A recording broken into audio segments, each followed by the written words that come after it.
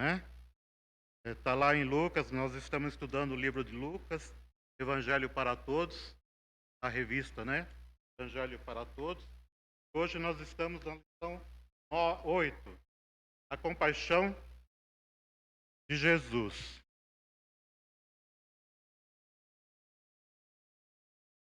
Então vamos lá em Lucas, vamos ler Lucas de 1 a 10. E depois é uma sequência no livro de Lucas, do capítulo 10, ele segue. Aí depois à medida que a gente vai vendo a lição, a gente vai lendo alguns versículos.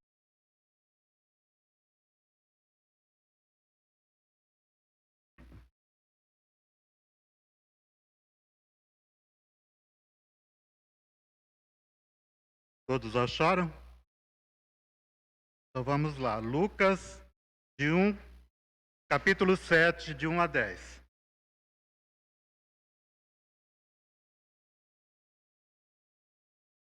E depois de concluir todos esses discursos perante o povo, entrou em Cafarnaum.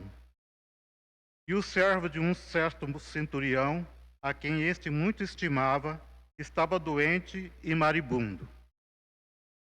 E quando ouviu falar de Jesus, enviou-lhe uns anciãos dos judeus, rogando-lhe que viesse curar o seu servo. E chegando eles juntos de Jesus, rogaram-lhe muito, dizendo: é digno de que lhes concede isso, porque ama a nossa nação e ele mesmo nos edificou uma sinagoga. E foi Jesus com eles, mas quando já estava perto da casa, enviou-lhe o centurião uns amigos, dizendo-lhe: Senhor, não te incomodes, porque não sou digno de que entres debaixo do meu telhado.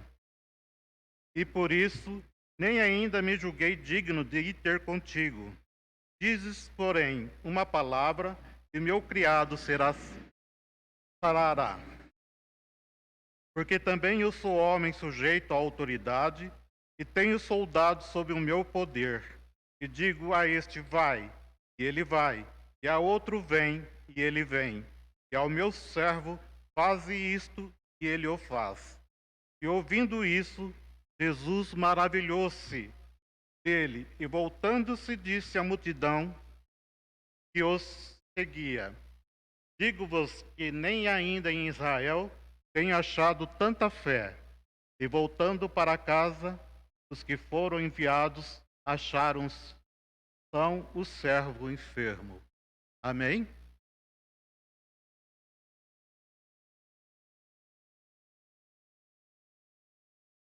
A lição de hoje fala sobre a compaixão de Jesus. E o objetivo da lição é motivar-se e buscar ter a compaixão de Jesus. Motivar-se a buscar e ter a compaixão de Jesus. Compaixão pode ser o que mais vai nos diferenciar como cristão. Compaixão não é ter um sentimento de piedade pelo outro e seguir em frente. Compaixão é agir na direção daqueles pelos quais nos compadecemos. Assim como Cristo fez em nossa direção,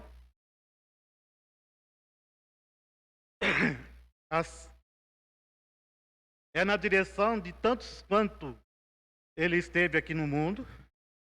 Hoje, como igreja, o que é a igreja? O que é a igreja?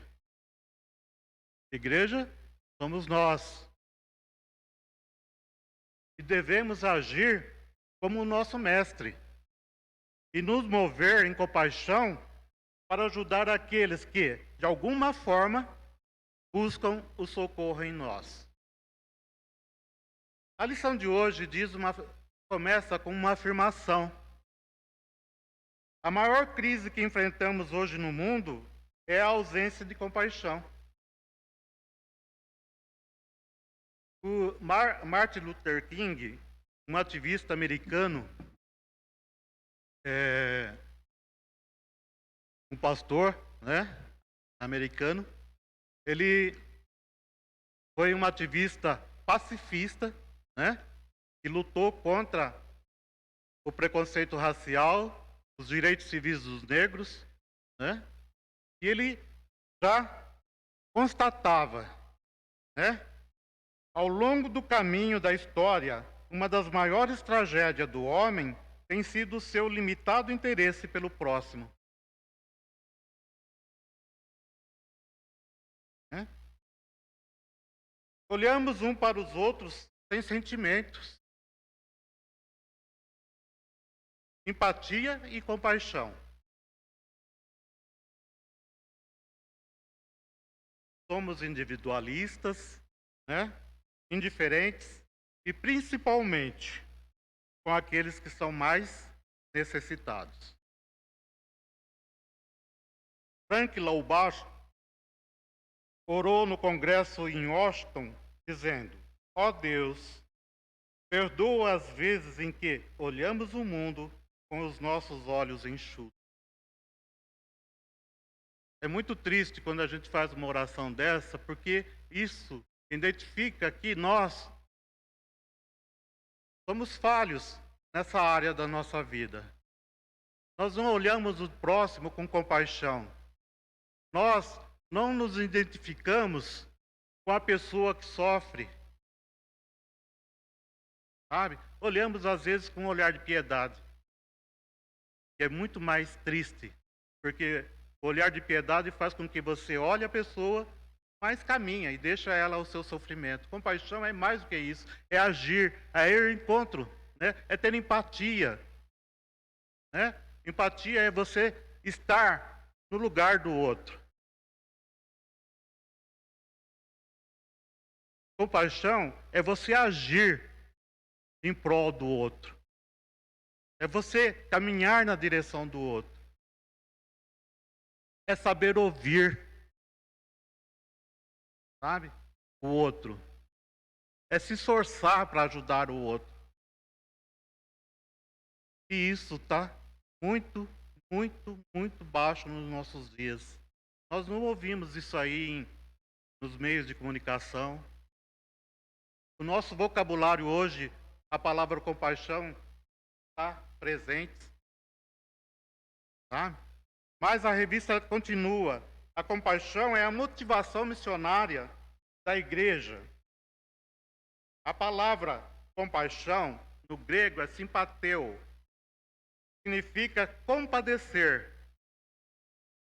Ser comovido pelo sentimento e dor do outro no meu coração. É eu sentir no coração a dor que o outro está sentindo. É eu viver a dor do outro. Foi por isso que eu disse no início que a compaixão hoje, né, tem que ser o nosso diferencial como cristão.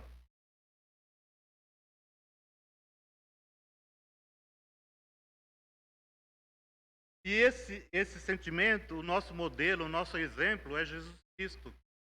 Ele diz lá em Mateus 7,12: tudo quanto, pois, quereis que os homens vos façam, assim fazei-o a vós também a eles, porque esta é a lei e os profetas. Isso já está registrado na palavra, nas Sagradas Escrituras. A lei e os profetas significa isso.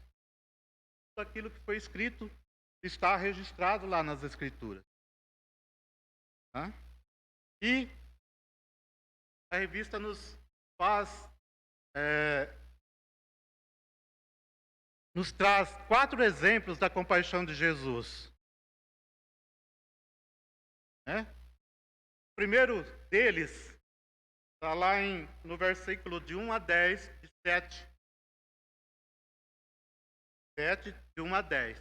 Tá? É a passagem que a gente leu. Após ensinar o povo, Jesus vai à cidade de Cafarnaum. O seu ministério não era somente pregar, ensinar, mas curar e libertar as pessoas. Ali ele encontra um centurião romano, cujo servo estava com uma doença mortal. O centurião romano era uma autoridade policial que fixava numa cidade com uma tropa de 100 soldados. Todo centurião deveria ter uma ética ilibada e uma boa reputação na sociedade. O que significa isso? Ele tinha que ter um bom caráter, né? Ele tinha que ser correto, justo, né? E ter uma boa reputação, quer dizer, agir como os costumes daquela região, né? E aí nós vamos conhecer quem é esse centurião. Em Atos 10, 1 e 2.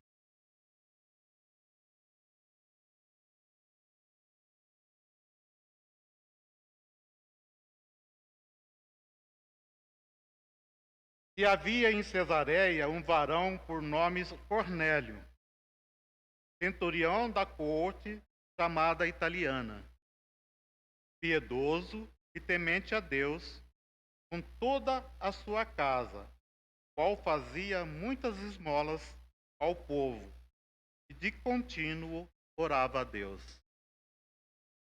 Isso era uma exceção, vamos dizer assim, era uma exceção dos romanos, né?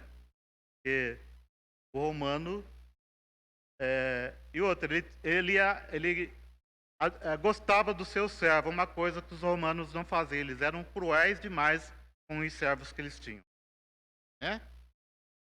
Aí a gente viu quem é esse centurião, Cornélios. Os irmãos já conhecem a história de Cornélios, né? Está em Atos, né? Cornélios foi aquela pessoa que mandou chamar Pedro, né? E ele e toda a sua casa ouviu o que Pedro havia. Isso foi orientado pelo Espírito Santo de Deus, né? Pedro vai à casa de Cornélio e toda a sua casa é com. Então, é esse Cornélio que nós estamos falando, esse centurião. Então, Jesus já conhecia esse homem. Na sua onisciência, ele já conhecia esse centurião, né? Sabia o coração desse homem, né? Aí ele pede para que alguns anciãos judeus vá interceder e eu saio daqui. E aí ele envia, né, centurião para interceder por esse servo dele. E há 3 coisas que os judeus dizem para Jesus, né? Ele é uma pessoa digna. A gente já viu aqui que ele tinha uma ética ilibada, quer dizer, ele era correto, justo. Ele é digno de que lhes faça isto. Quem está lhe dizendo isso são os judeus, os anciãos judeus. Ele era amigo do povo judeu, apesar de ser uma autoridade romana. Foi o que eu disse. Os judeus não se entendiam muito com os romanos. Porque ele é amigo do nosso povo. E diz aqui, o Império Romano governava os povos cativos com mão de ferro. Então, eram difícil, né? Eram pessoas que tratavam os judeus assim, com todo rigor. E um centurião, autoridade policial, que tinha esse diferencial, né? De ser uma pessoa boa, de boa índole, de uma pessoa justa, que amava o povo judeu, né? E aí continua aqui. É admirável que um centurião se tornasse amigo de um povo sob sua guarda. Ele construiu a sinagoga de Cafarnaum. Ele é o mesmo, então os judeus dizendo, ele é o mesmo que nos edificou uma sinagoga. Né? Então, veja, era um centurião diferenciado. Ele era uma autoridade que tratava o povo com justiça, com dignidade. O povo o admirava. Era uma pessoa diferente. Né? Quando Jesus transforma o coração, ele transforma a pessoa por completo. Esse centurião, diz a palavra, que ele orava de contínuo. Ele estava continuamente aos pés de Deus, em oração. Então, já era uma pessoa transformada pelo Espírito Santo de Deus. Né? Então, ele tratava as pessoas com o mesmo amor que ele tinha para com Deus. Era diferenciado. Né?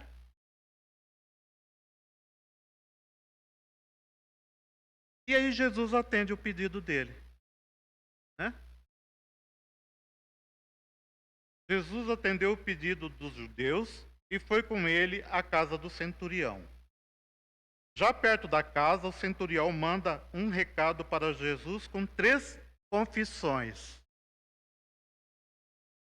Não sou digno. Olha só o coração desse homem. Apesar dele ter sido já regenerado pelo Espírito Santo de Deus, ter sido regenerado pelo Espírito Santo de Deus, ele ainda diz para Jesus, né? Não sou digno.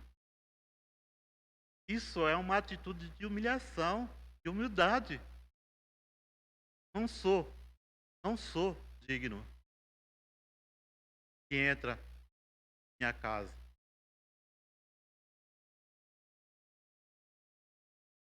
O outro, ele creu na cura pela palavra.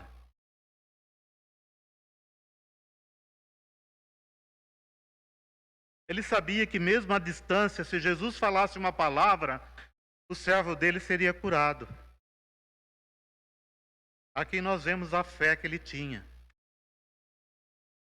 Porque ele sabia que não era digno que Jesus entrasse na casa dele. Mas ele também cria que Jesus tinha poder para que numa só palavra o servo dele seria curado.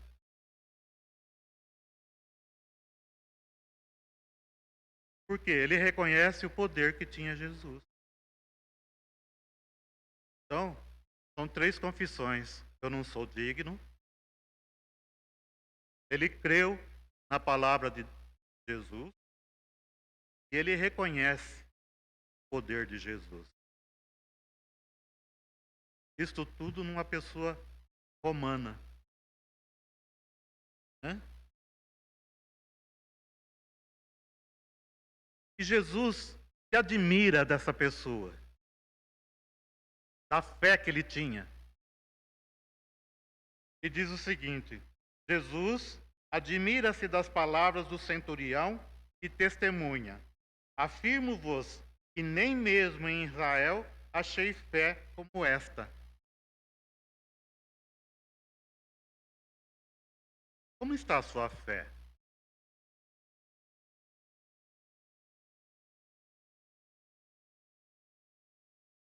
Podemos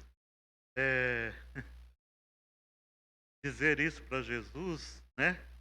Senhor, eu não sou digno, mas faça assim minha tua vontade. O que mais carecemos hoje em dia é deixar Deus fazer a vontade dele em nossas vidas. A nossa falta de compaixão se resulta nisso. E quando nós agimos com amor,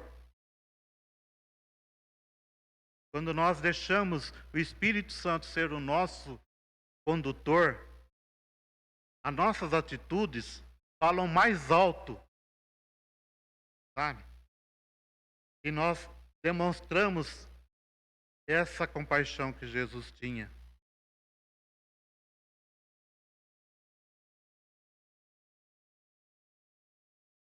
E Jesus continua, né? Agora, a compaixão de Jesus vai até Naim.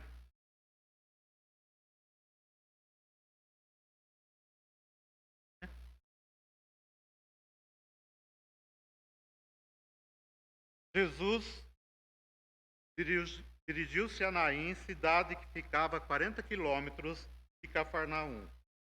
Ele chegou à cidade ao entardecer para ressuscitar o filho único de uma viúva.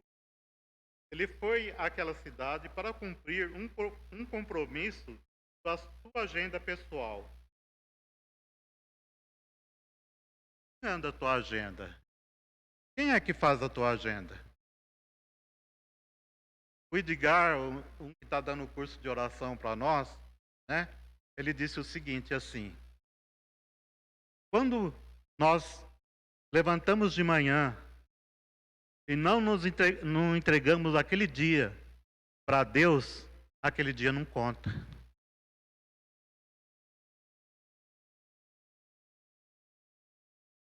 Aquele dia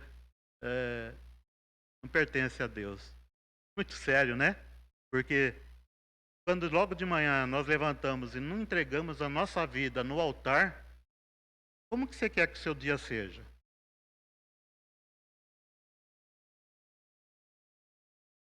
Né? Então, primeiramente, nós temos que colocar a nossa vida no altar e dizer: Senhor, toma conta de mim hoje, da minha família, guia os nossos passos, protege, livra de todo perigo, de todo mal. Dê com meus filhos, porque eu não posso estar onde eles estão.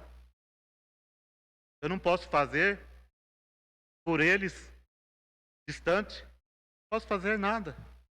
Mas entrego toda a minha casa, a minha família nas suas mãos. E o dia será diferente, pode ter certeza. E nessa agenda de Jesus, ele observamos 3 encontros na entrada da cidade. No primeiro encontro, é a multidão. O encontro da multidão que ia com Jesus, com a multidão que ia com a viúva. Versículo 11 e 12 do capítulo 7. A primeira é a caravana da vida, caravana de Jesus, da alegria, da esperança. A segunda é a caravana da morte, da tristeza, da desesperança.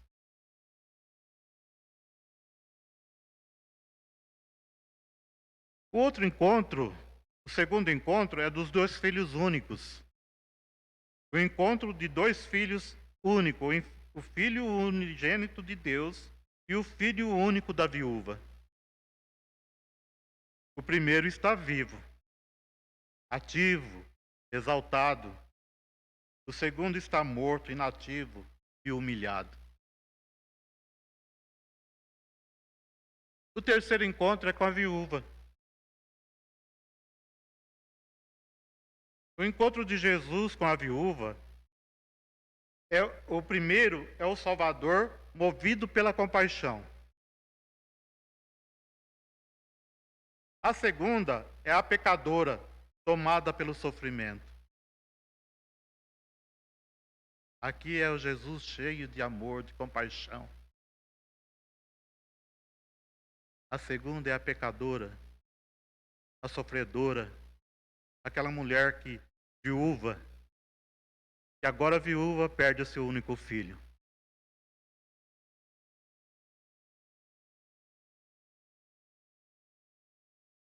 Jesus realizou 3 ressurreições no seu ministério. Talita, a filha de Jairo, está lá em Marcos 5, 35, 43. Lázaro, em João 11. E o filho dessa viúva de Naim. A chave para a interpretação e compreensão do texto é o verso 13. Vendo-a, o Senhor se compadeceu dela. Graças a Deus que Jesus se compadece de nós, nossos sofrimentos, as nossas perdas, Jesus está presente em todos os momentos. Graças a Deus por isso. Vendo-a, o Senhor se compadeceu dela. Jesus vê a viúva na sua condição de sofrimento. Jesus se compadece dela, ou seja, sente dor dela no seu coração. Aqui está, né? Jesus tendo uma compaixão profunda por aquela viúva.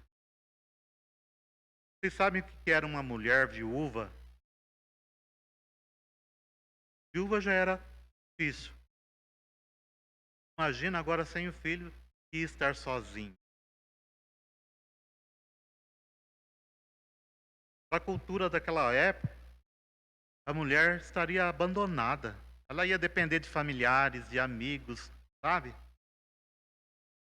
E eu pergunto hoje, não tem muitas viúvas por aí? Hã? Quanta gente está sofrendo?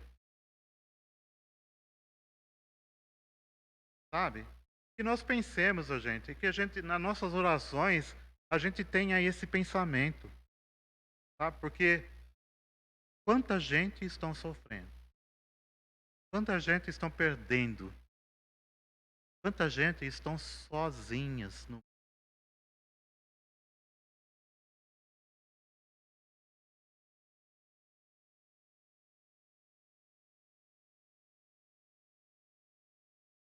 Primeiro, Jesus diz à viúva: olha que lindo, né? Chore.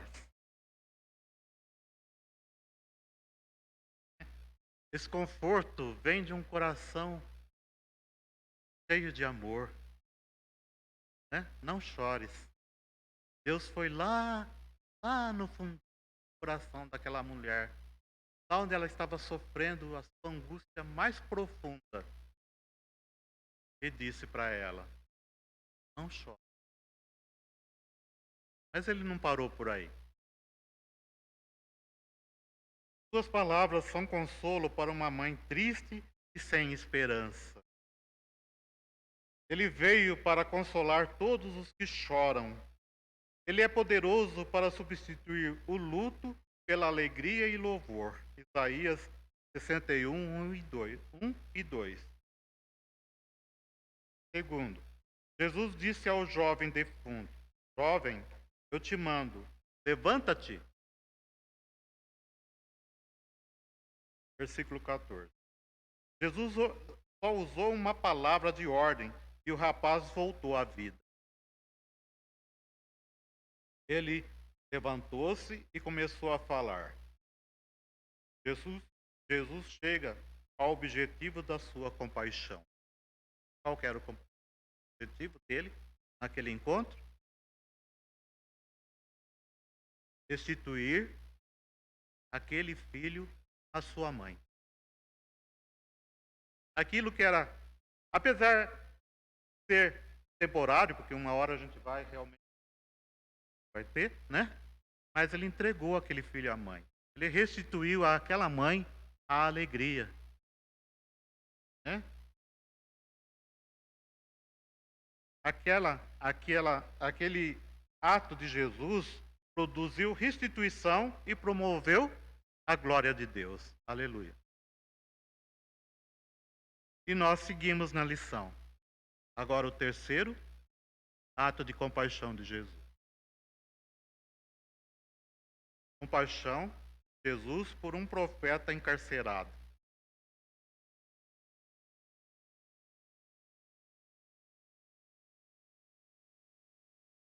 João Batista estava preso quando Jesus iniciou o seu ministério. Mateus 4:12. Ele foi alvo do ódio de Herodes Antipas. Mateus 14, de 1 a 11. Se a gente for ler lá, vai ver a respeito de João Batista. Antes de morrer na prisão, ficou confuso e perturbado. Estava sob pressão emocional. A liberdade do deserto foi trancada pelo confinamento de um cárcere. Ele é tomado pela dúvida e manda os seus discípulos perguntarem a Jesus: És tu aquele que estava para vir, ou havemos de esperar outro?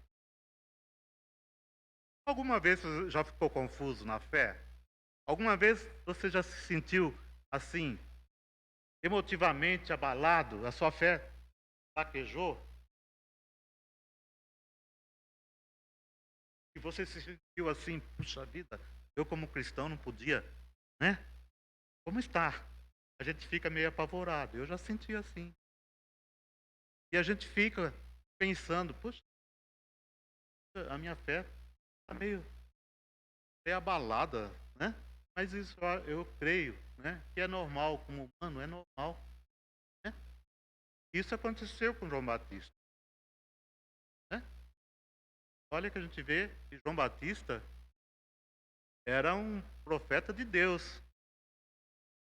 Né?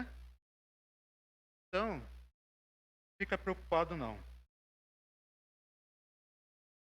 A resposta de Jesus. Primeiro, à frente dos discípulos de João, Jesus opera sinais miraculosos.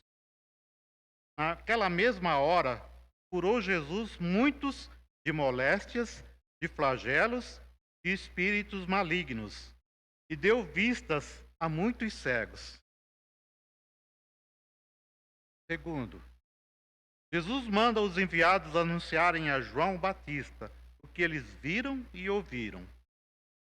Os doentes são curados, os mortos são ressuscitados, os endemoniados são libertos, e os pobres o evangelho é pregado. Jesus tinha que dar uma resposta contundente a João, que é aqueles servos que foram fazer a pergunta a Jesus. João tinha que ter no coração a certeza que aquele a quem ele mandou perguntar se era realmente. Vai e diz a ele tudo o que vocês estão vendo.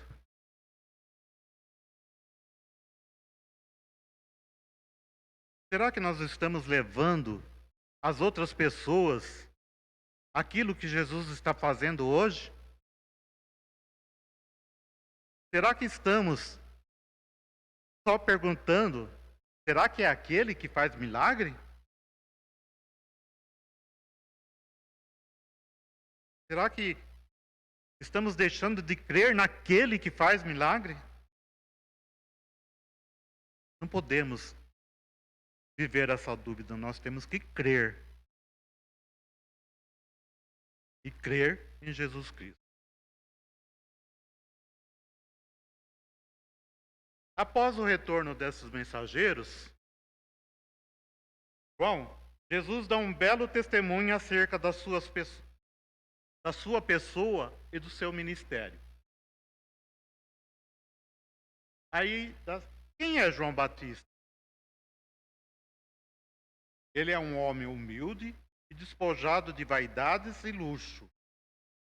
Ele é um profeta de Deus. Está lá em Isaías, de 1 a 11, como eu disse. O último dos profetas da antiga aliança. Lucas 16:6. 16:16. Ele é o mensageiro de Deus que preparou Israel para receber o Messias. Isso é Jesus que está falando de João Batista. Qual é a sua posição? Eu vos digo, entre os nascidos de mulher, ninguém é maior do que João, mas o menor no reino de Deus é maior do que ele. João Batista foi grande por ser um arauto do rei. Todo cristão, ainda que menor, é maior do que João Batista, por ser filho ou amigo do rei. Após João Batista, o reino de Deus chegou até nós por meio de Jesus.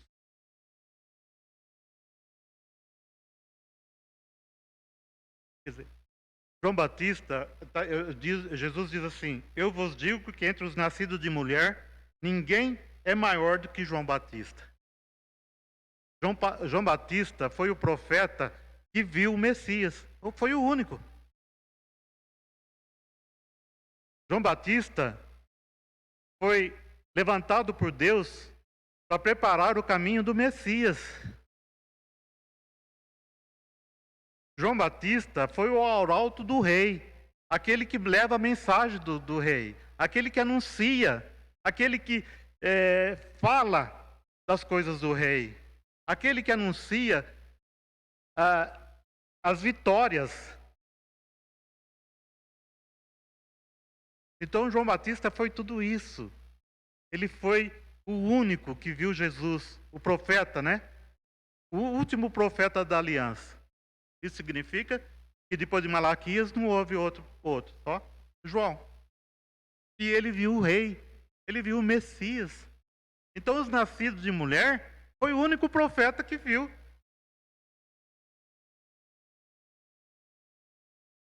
Mas também João Batista foi aquele que não viu os milagres de Jesus.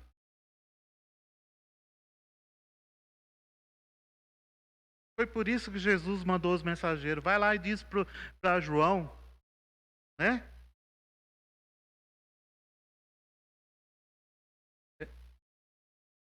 Jesus curou moléstias, flagelos e espírito maligno.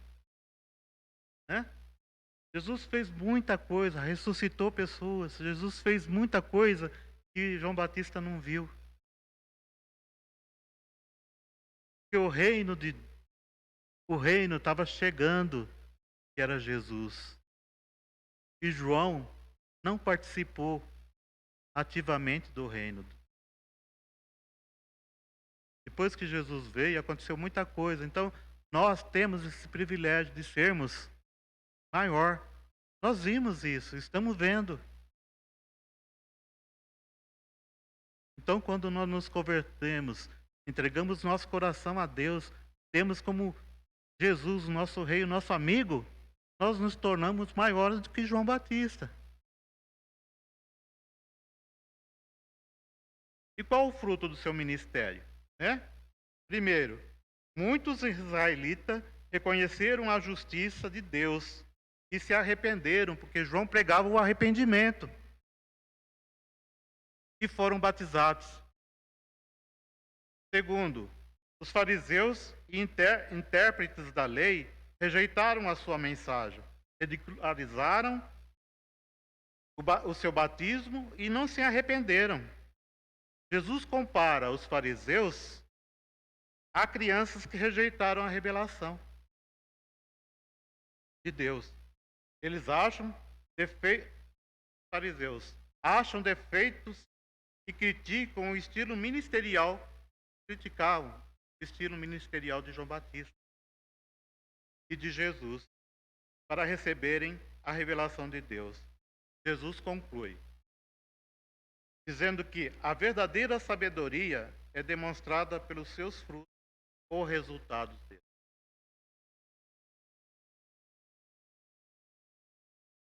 Esses dias quando eu estava estudando, eu me deparei assim, sabedoria, né? Sabedoria da palavra e palavra de sabedoria. Há uma grande diferença nas duas. Né? Palavra, a sabedoria, a gente adquire com conhecimento, né? Com livros, a gente adquire sabedoria. Mas palavra de sabedoria é dada por Deus. Né? Você encontra uma pessoa que tem palavras de sabedoria, você não quer sair de perto dela, porque ela é boa de se ouvir. Sabe? Os conselhos são frutíferos. É ótimo a gente encontrar uma pessoa que tem esse dom. Sabe? Então, é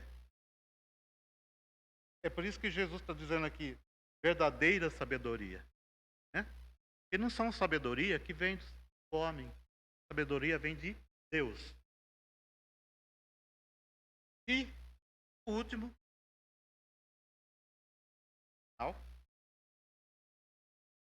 A última compaixão de Jesus foi por uma prostituta arrependida.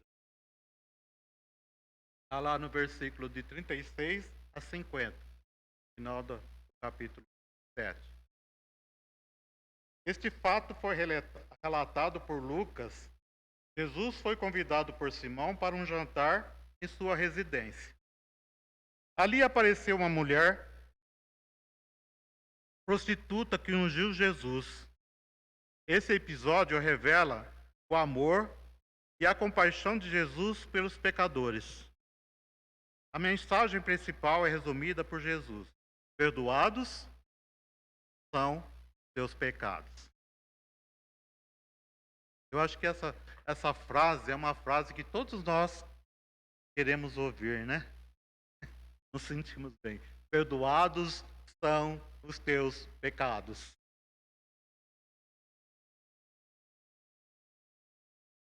Aleluia por isso.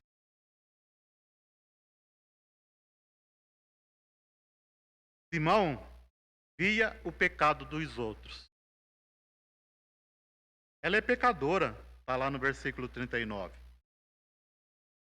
Mas não reconhecia o seu pecado. Isso é Simão, não reconhecia o pecado. Está lá em Lucas 18, 9 e 14. Por ser fariseu, ele se considerava justo e santo e desprezava os outros. Ele convidou a Jesus para ir à sua casa, mas não o recebeu com alegria e consideração. Ele foi omisso como anfitrião. Isso prova que alguém pode receber a Jesus exteriormente e não ser convertido interiormente. Simão era fariseu, conhecedor da lei, e convidou a Jesus, mas pela popularidade de Jesus, pelo que ele fazia. Ele queria confrontar Jesus. Queria pegar Jesus numa falha, né? E aqui está dizendo que ele foi omisso, um anfitrião omisso. Quando você chegava na casa de um judeu, a primeira coisa que ele fazia era dar água para você lavar os pés. Fez isso. Depois ele estava de óculos. Isso significava o quê? Beijava a pessoa, dizendo: você é bem-vindo na minha casa. Fez isso? Não. Então, ele não foi. Ele foi omisso com um convidado. Então, aí quando eles estão lá à mesa, naquele tempo, jantares era feito no pátio, sabe assim? Onde as pessoas podiam ver, sabe? Era um motivo de ostentação para o judeu, né? Punha lá, todo mundo que passava, via aquele movimento lá, né? E aí, vem uma mulher lá, né? Com um vidro de perfume, né? Alabastro, e começa a lavar os pés de Jesus, né? Enxugar com os cabelos. Aí aquele fariseu diz assim: se ele soubesse quem é essa mulher aí, uma prostituta, porque a prostituta naquela tempo era rotulada de pecadora. Pecadora, né? Uma pecadora. Né?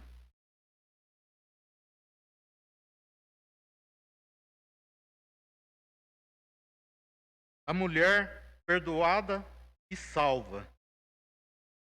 O perdão é uma dádiva da graça de Deus. O preço do perdão foi pago por Jesus. Graças a Deus por isso.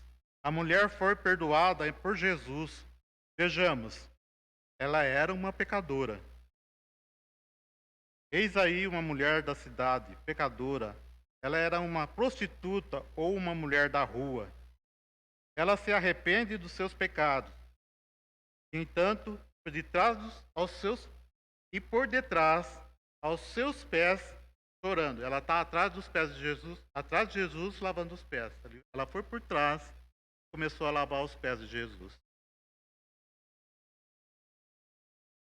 Na sua dor, ela chorava os seus pecados. No versículo 48 do capítulo 7, a gente vai entender que essa mulher, ela já havia ouvido falar de Jesus, ela já tinha, né? Então ela já havia se arrependido. E ali ela está lavando os pés de Jesus num gesto de gratidão pelos pecados delas que foram perdoados. Entende? Então, e ela lavava, né? Ela chorava, olhava os pés de Jesus e enxugava com os cabelos. Né? Coisa que o fariseu não fez, não deu nem água para Jesus lavar os pés.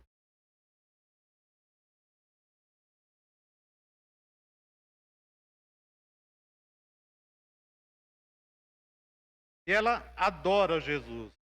Regava-os com suas lágrimas e os ungia com unguento. Versículo 38. Ela faz uma oferta de sacrifício. Ela usa um vaso de alabastro com perfume caro. Né? Ela usou o que ela tinha de mais caro para fazer isso.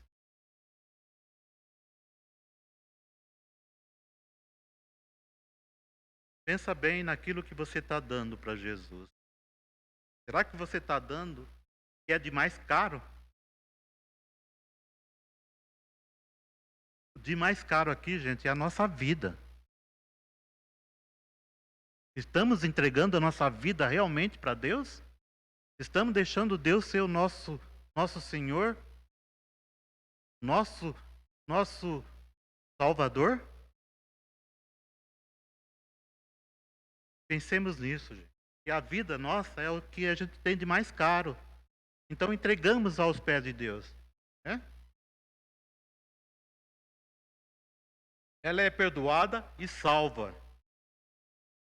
Então disse a mulher: perdoados são os teus pecados. Versículo 48. Somente Jesus perdoa os nossos pecados. Com o perdão declarado, Jesus disse à mulher: a tua fé te salvou. Vai em paz. A mulher foi justificada por Deus. Isto é, declarada, perdoada e livre de toda a condenação do pecado. Ela foi justificada pela fé e desfrutou da paz. Amém? Sejamos pessoas cheias de compaixão. E deixemos Deus agir nas nossas vidas, nos colocando no altar de Deus, colocando no altar de Deus a nossa vida, como um fruto, como um sacrifício vivo. Amém? Vamos orar?